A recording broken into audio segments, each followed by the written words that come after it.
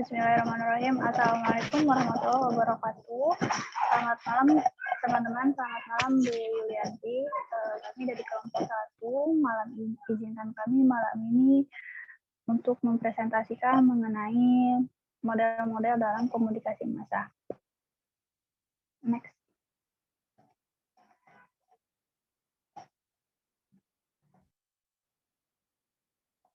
Sebelumnya perkenalkan, nama saya Gina Fitriani. Di sini teman-teman saya ada Muhammad Fikri, Matthew Benefit, sama yang terakhir Robia.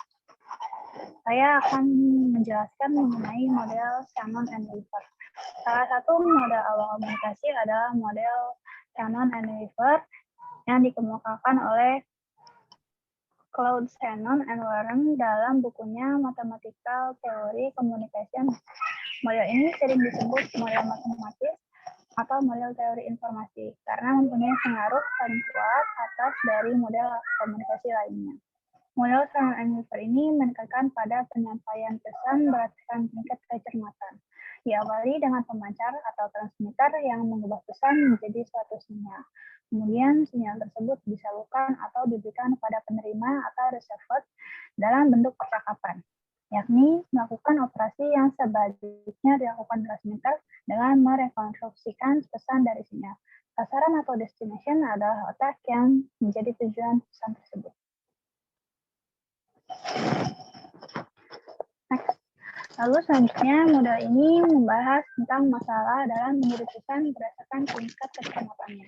Model ini mengandaikan sebuah sumber daya informasi yang menciptakan sebuah pesan dan pengirimnya dengan suatu saluran kepada penerima yang kemudian membuat ulang pesan tersebut. Dengan kata lain, model ini mengasumsikan bahwa sumber daya informasi menciptakan pesan dan seperangkat pesan yang tersedia. Dalam percakapan, sumber informasi adalah otak. Pemancar adalah suara yang menciptakan tanda yang dipancarkan oleh udara. Penerima adalah mekanisme pendengaran yang kemudian merekonstruksikan pesan dari tanda itu. Tujuannya adalah otak si penerima. Dan konsep penting dalam model ini adalah gangguan. Fokus utama teori ini adalah untuk menentukan cara di mana saluran atau channel komunikasi dapat digunakan secara efisien. Bagi mereka, saluran utamanya adalah kabel telepon dan gelombang radio. Mereka mencetuskan teori yang memungkinkan mereka mendekati masalah, bagaimana mengirim sejumlah informasi yang maksimum melalui saluran yang ada, dan bagaimana mengukur kapasitas dari suatu saluran yang ada untuk membawa informasi. Mereka menggunakan asumsi bahwa komunikasi antar manusia atau human communication itu ibarat hubungan melalui telepon dan gelombang radio. Next.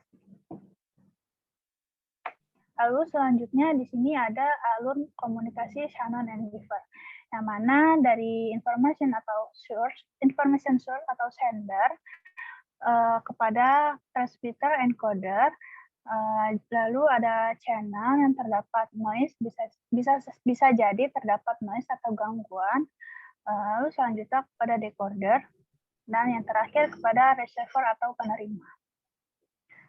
Lalu selanjutnya, di sini saya akan menjelaskan dari aluran model komunikasi tersebut. Yang pertama, sumber informasi atau informasi source. Dalam komunikasi, manusia menjadi sumber informasi adalah otak. Pada otak ini terdapat kemungkinan message atau pesan yang tidak terbatas jumlahnya. Tugas utama dari otak adalah menghasilkan suatu pesan atau suatu set kecil pesan dari berjuta-juta pesan yang ada. Yang kedua ada transmitter. Pilihan transmitter ini tergantung pada jenis komunikasi yang digunakan. Kita dapat membedakan dua macam komunikasi, yaitu tatap muka dan komunikasi mesin. Pada komunikasi tatap muka, yang menjadi transmitter adalah alat-alat pembentuk suara dan dihubungkan dengan otot-otot serta organ tubuh lainnya yang terlibat dalam penggunaan bahasa nonverbal. Sedangkan pada komunikasi yang menggunakan mesin-mesin alat komunikasi yang berfungsi sebagai transmitter adalah alat itu sendiri, seperti telepon, radio, televisi, foto, dan film. Lalu selanjutnya, yang ketiga ada penyanding pesan atau encoding. Penyandingan pesan diperlukan untuk mengubah ide dalam otak ke dalam suatu sandi yang cocok dengan transmitter. Dalam komunikasi tatap muka, sinyal yang cocok dengan alat-alat suara adalah berbicara. Yang keempat, ada penerima dan decoding. Pada komunikasi tatap muka, kemungkinan transmitter menyandingkan pesan dengan menggunakan alat-alat suara dan otot-otot tubuh. Penerima dalam hal ini adalah alat-alat tubuh yang sederhana yang sanggup mengamati sinyal. Misalnya, telinga menerima dan menguraikan sandi pembicaraan, mata menerima dan menguraikan sandi pergerakan badan, dan kepala, kilatan mata dan sinyal lainnya yang dapat dilihat mata. Selanjutnya, yang kelima ada tujuan atau destination. Destination ini adalah otak manusia yang menerima pesan yang berisi bermacam-macam hal. Ingatan atau pemikiran mengenai kemungkinan dari arti pesan. Penerima pesan telah menerima sinyal mungkin melalui pendengaran, penglihatan, penciuman, dan sebagainya. Kemungkinan sinyal itu diuraikan dan diinterpretasikan dalam otak. Lalu yang keenam, terdapat sumber gangguan atau noise. Dalam model komunikasi ini terlihat adanya faktor gangguan pada waktu memindahkan sinyal dari transmitter kepada si penerima. Misalnya, pada waktu Anda berbicara dengan teman di jalan, kedengarannya suara mobil lewat. Anak-anak berteriak kencang yang semuanya itu mengganggu pembicaraan Anda sesaat. Dan gangguan itu dinamakan noise. Gangguan ini selalu ada dalam tiap-tiap komunikasi. Lalu selanjutnya,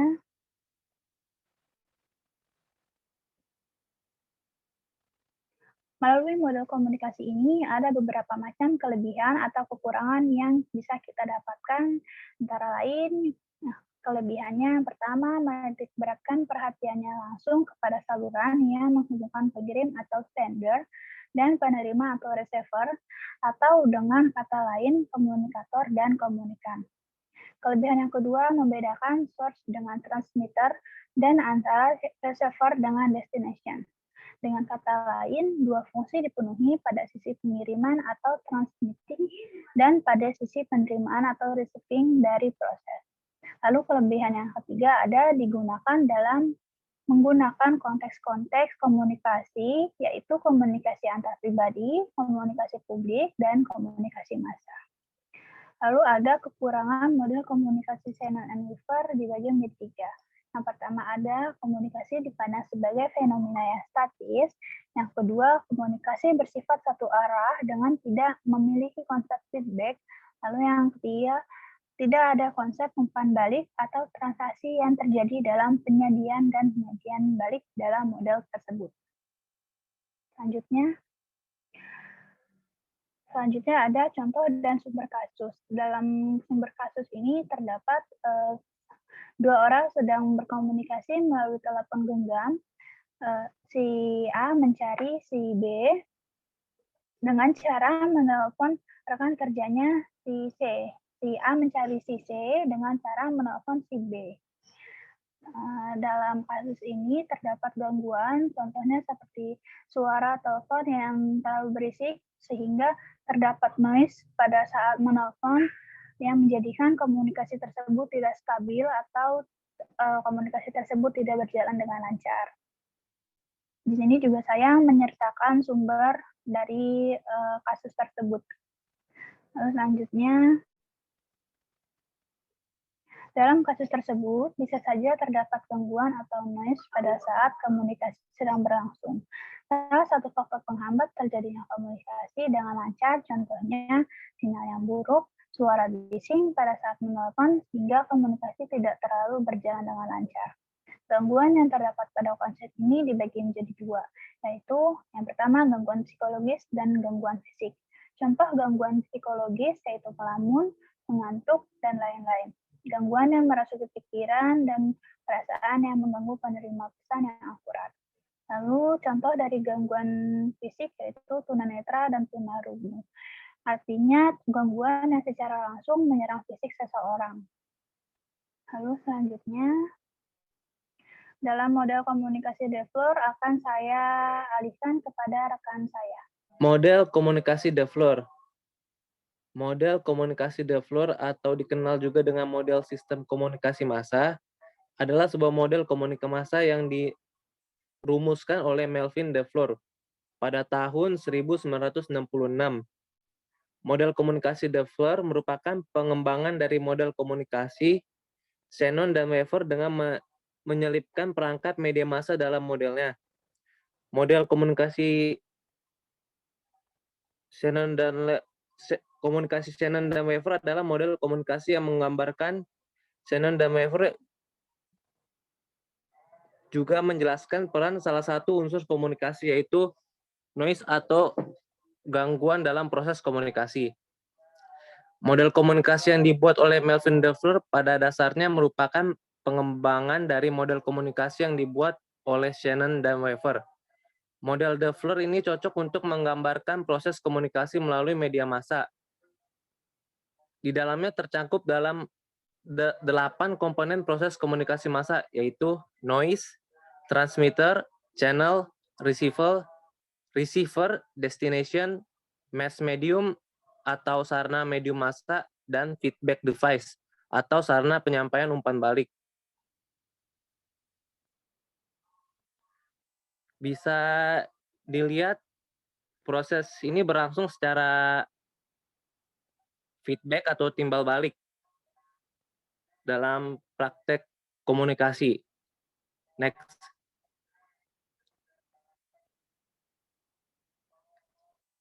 Simbol-simbol pesan ini kemudian disampaikan melalui suatu saluran atau channel atau medium komunikasi massa seperti surat kabar, majalah, radio, TV, dan lain-lain. Pihak penerima atau receiver menerima simbol-simbol pesan tersebut melalui alat penerima tertentu. Pihak penerima dalam menerima pesan tersebut juga terlibat dalam proses pengelolaan dan pengertian makna pesan dan kemudian bertindak menjadi sumber informasi atau source. Membentuk simbol-simbol pesan tanggapannya melalui transmitter. Selanjutnya, transmitter mengirim kembali pesannya tersebut melalui suatu saluran medium komunikasi massa atau channel kepada pihak sasaran penerima, yakni sumber pertama yang mengirim pesan dan sekarang bertindak sebagai destination. Next. Demikianlah proses ini berlangsung secara dinamis dan berjalan secara timbal balik. Namun dalam prakteknya proses komunikasi yang terjadi tidak bisa luput dan adanya gangguan-gangguan. Gangguan dapat timbul pada unsur pengirim, transmitter, saluran yang dipergunakan pihak penerima atau pada pengertian makna pesan. Namun menurut Doepler, adanya gangguan inilah yang menyebabkan proses komunikasi yang terjadi berjalan lebih dinamis. Dari konsep ini, maka bisa disebut bahwa konsep Doepler ini memang erat sekali dengan komunikasi massa. Sebuah informasi bisa disampaikan melalui media perantara atau tidak langsung, atau juga bisa melalui opinion leader. Yang dimaksud dengan opinion leader di sini adalah mereka atau individu yang bisa mempengaruhi individu lain yang sedang mencari informasi tertentu atau menerima suatu informasi. Konsep ini memang menarik karena sebagaimana kita ketahui komunikasi massa sebenarnya justru lebih sering didapatkan melalui hubungan komunikasi interpersonal dibandingkan langsung melalui media massa. Next. Melalui model komunikasi massa ini ada beberapa macam keuntungan atau kelebihan yang bisa didapatkan. Keuntungan-keuntungan tersebut antara lain, yang pertama kelebihannya bagi penerima informasi, mereka bisa terpengaruh oleh apa yang disampaikan opinion leader. Satu, opinion leader akan menggunakan keuntungan ini untuk menebarkan kebaikan-kebaikan, sehingga nilai dan moral masyarakat bisa berkembang menjadi arah yang lebih baik.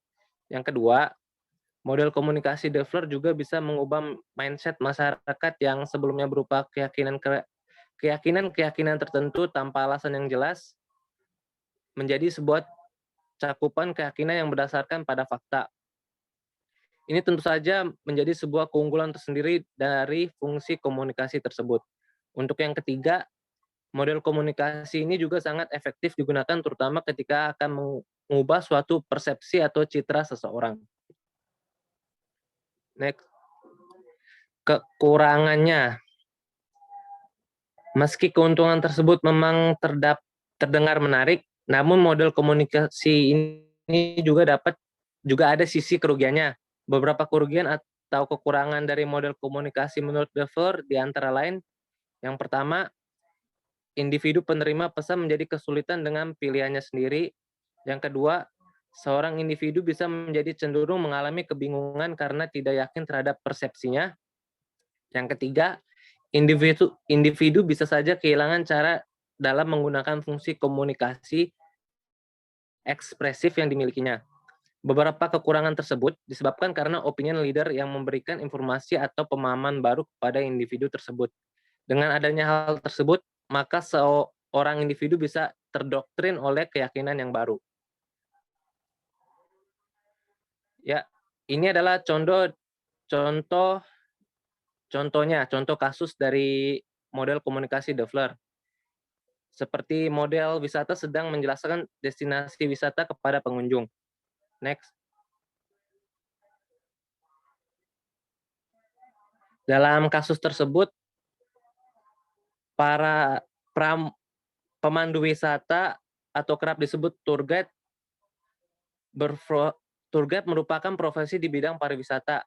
Pemandu wisata ini bertanggung jawab mendampingi wisatawan dan memberikan petunjuk serta bimbingan kepada wisatawan. Kalau menjadi pemandu wisata, kita harus mampu menjelaskan selak-beluk tempat-tempat yang dikunjungi saat perjalanan wisata. Pemandu wisata juga bisa membantu keperluan wisatawan lainnya. Biasanya pemandu wisatawan berasal dari daerah wisata yang bersangkutan. Pramu wisata atau guide pada hakikatnya adalah seorang yang menemani, memberikan informasi dan bimbingan serta saran kepada wisatawan dalam melakukan aktivitas wisatanya. Aktivitas tersebut antara lain mengunjungi objek dan atraksi wisata, berbelanja, makan di restoran, dan aktivitas wisata lainnya, dan untuk itu ia mendapatkan imbalan tertentu. Next. Ya, selanjutnya model komunikasi HUB akan dilanjutkan oleh rekan saya. Model Burke atau lebih dikenal dengan HUB adalah model lingkaran yang dinamis dan berputar terus-menerus. Model ini diibaratkan seperti gelombang air di mana komunikator berada di tengah-tengah gelombang air tersebut. Artinya komunikator menyebarkan pesan keluar. Dalam proses penyebaran pesan tersebut dibantu oleh media communication, pengeras media yang juga berarti extension berbahasa. Tujuannya agar pesan yang disampaikan menjadi jelas dan lengkap. Contoh, pesan yang disampaikan di televisi diperluas oleh 71 jangkauan televisi dan diperjelas dengan volume televisi pada penontonnya. Selain itu, dalam model ini, media massa tidak dapat berdiri sendiri. Ada banyak faktor yang mempengaruhi proses peredaran pesan media. Ada komunikator, kode, gatekeeper, media massa itu sendiri, mengatur penyaring, audiens, dan efek dari pesan. Kemudian ada 12 komponen dalam model komunikasi HUB. Yang pertama, konten. Isi media yaitu isi pesan komunikasi yang sering disebut dengan komunikat. Dua komunikator atau orang yang menyampaikan pesan pada sumber berita yang juga disebut sebagai konglomerat. Code yaitu kode sebagai simbol suatu sistem yang unik dari masing-masing media. Gatekeeper, penjaga gerbang selaku checkpoint di dalam media untuk memulai memodifikasi atau menghentikan pesan. Media massa sebagai lembaga yang kompleks dari masyarakat. Nah, membuat aturan sebagai eksternal watchdog pengawas untuk memonitor dan mengubah bahkan mematikan media dalam penampilannya. 7. Filter selaku kerangka acuan bahwa khalayak menggunakan untuk mengerti atau menyaring pesan. 8. Khalayak selaku pribadi. 9. Efek. 10. Noise selalu interupsi dari proses komunikasi atau distorsi media. 11. Kekuasaan media untuk memfokuskan isu. Dan 12. Feedback atau umpan balik. Kemudian hambatan atau gangguan. Model HUB juga mengakui adanya gangguan atau proses pemutarbalikan fakta yang turut dalam proses penyebaran pesan. Gangguan tersebut bisa dalam bentuk gangguan saluran seperti gambar tidak jelas, kesalahan mencetak, jelas, dan lain-lain. Gangguan lainnya dalam bentuk kesalahan komunikator atau pemutarbalikan fakta kembali kepada perilaku hidup. Tujuan komunikasi dari sajian media massa adalah perubahan, yaitu perubahan perilaku. Perubahan yang paling ringan adalah perubahan informasi.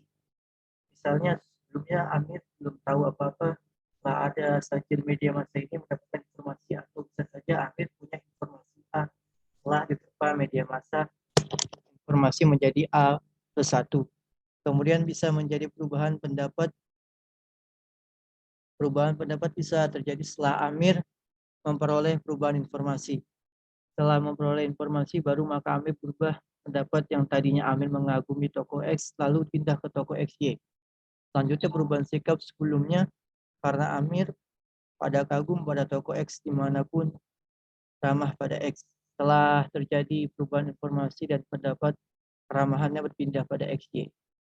Tujuan yang tertinggi dalam komunikasi adalah perubahan perilaku atau tingkah laku.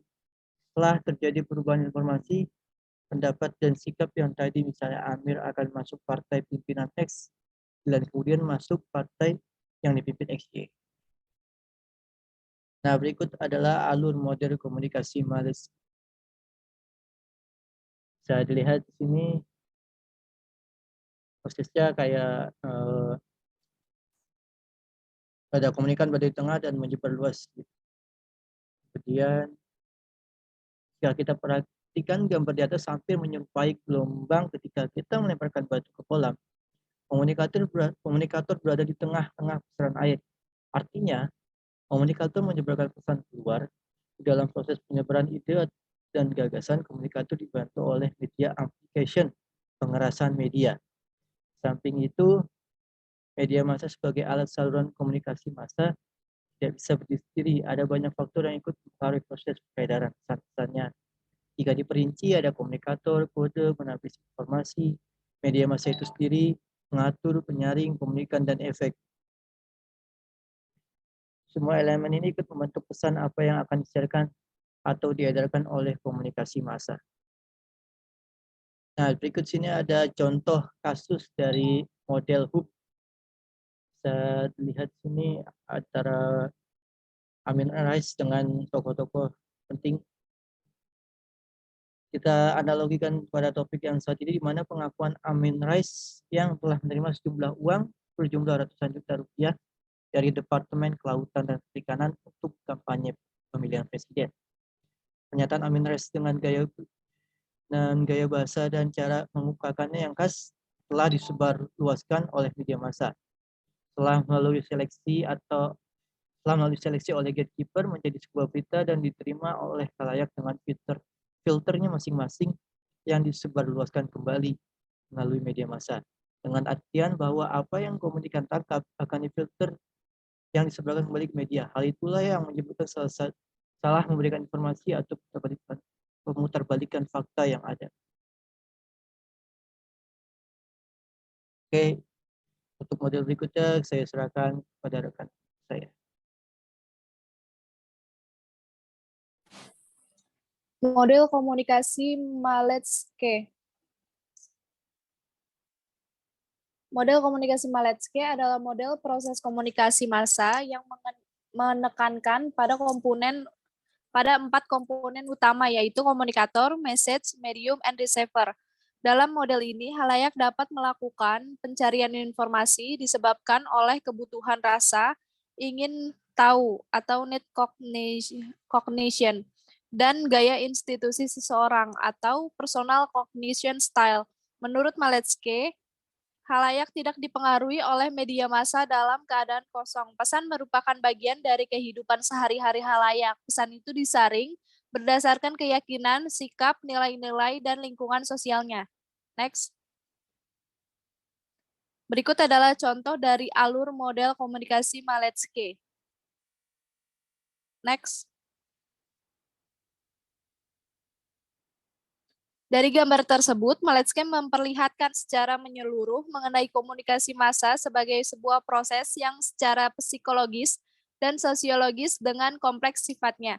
Mengandung elemen-elemen tradisional di mana kita menemukan tanda yakni C, atau communicator, M, message, medium, dan R, respon. Dalam masing-masing bagian tersebut, terdapat hal-hal yang mempengaruhi. Dalam C atau communicator, terdapat bagian-bagian yang mempengaruhi, yakni yang pertama adalah citra pribadi komunikator. Di sini dijelaskan bagaimana komunikator memposisikan perannya dalam menyampaikan suatu pesan. Misalnya saja, apakah dia sebagai penyampai pesan, penilai, pengkampanye suatu pesan. Yang kedua adalah struktur kepribadian komunikator. Bagaimana kepribadian komunikasi mempengaruhi perilakunya. Kepribadian di sini maksudnya adalah luas mencakup berbagai aspek. Di antaranya adalah aspek psikologi dan aspek ideologi. Next.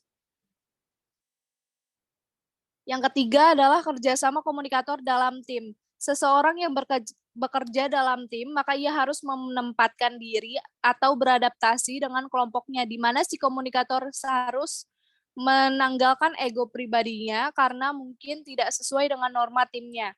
Yang keempat adalah komunikator di dalam organisasi, menekankan pada tipe organisasi media, yakni authoritarian lines, capital lines, and public service line. Misalnya saja seorang reporter menulis berita, maka yang dituntut adalah organisasinya karena kerja reporter sebagai kerja tim. Yang kelima adalah lingkungan sosial komunikator. Keanggotaan dalam suatu kelompok memperkuat kepercayaan, perilaku, dan nilai-nilai yang dianut oleh individu. Semakin besar dia yakin terhadap kelompoknya, semakin banyak pula pesan-pesan yang disampaikan dipengaruhi oleh norma-norma yang dianut oleh kelompoknya.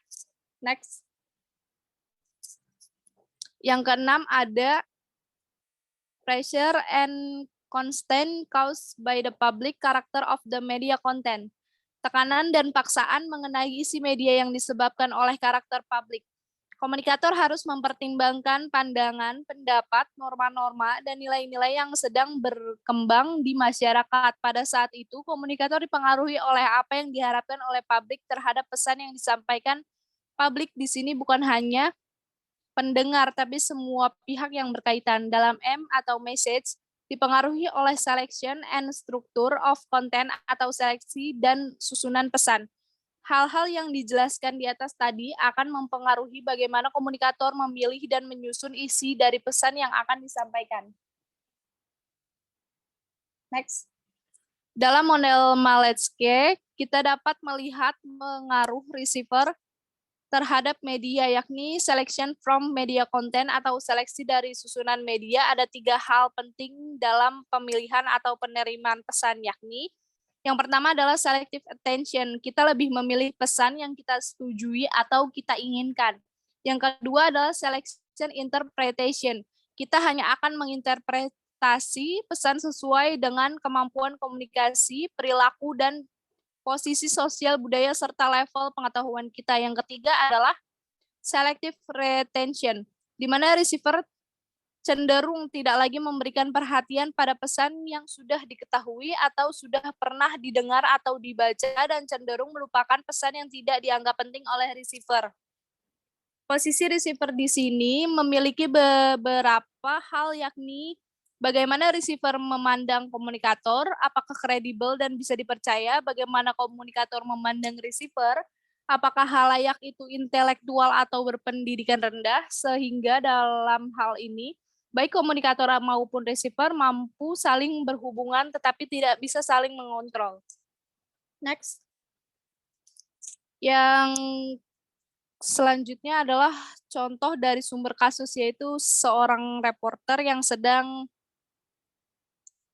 membawakan acara mengenai musibah banjir. Next. Beberapa hal yang harus diperhatikan dalam penyampaian berita banjir adalah memilih lokasi yang aman sebelum live report atau tapping. Pastikan mencari data terbaru dari bencana tersebut, seperti jumlah banjir, kondisi saat ini, dan lain sebagainya. Penyampaian berita juga harus serius, namun tidak terlalu kaku. Berikut contoh teksnya. Seperti yang telah diketahui bahwa hujan deras telah mengguyur wilayah Jakarta dan sekitarnya semalaman. Curah hujan yang tinggi ini membuat banjir kembali melanda di beberapa titik yang rawan banjir. Salah satunya di daerah Karet, Semanggi. Saat ini tingginya air mencapai dada orang dewasa dan belum ada laporan korban terkait bencana dan beberapa warga masih ada yang belum dievakuasi. Korban yang telah dievakuasi adalah sudah mendapatkan bantuan dari pemerintah berupa pakaian layak pakai, makanan, minuman, hingga obat-obatan. Berdasarkan statistik, jumlah bencana banjir yang melanda wilayah ini, banjir kali ini merupakan banjir terparah. Informasi terkait bencana banjir akan terus diupdate lagi. Next. Terima kasih, sekian dari kami kelompok 1, kurang lebihnya mohon maaf, semoga dapat dipahami dan dimengerti dengan baik. Terima kasih.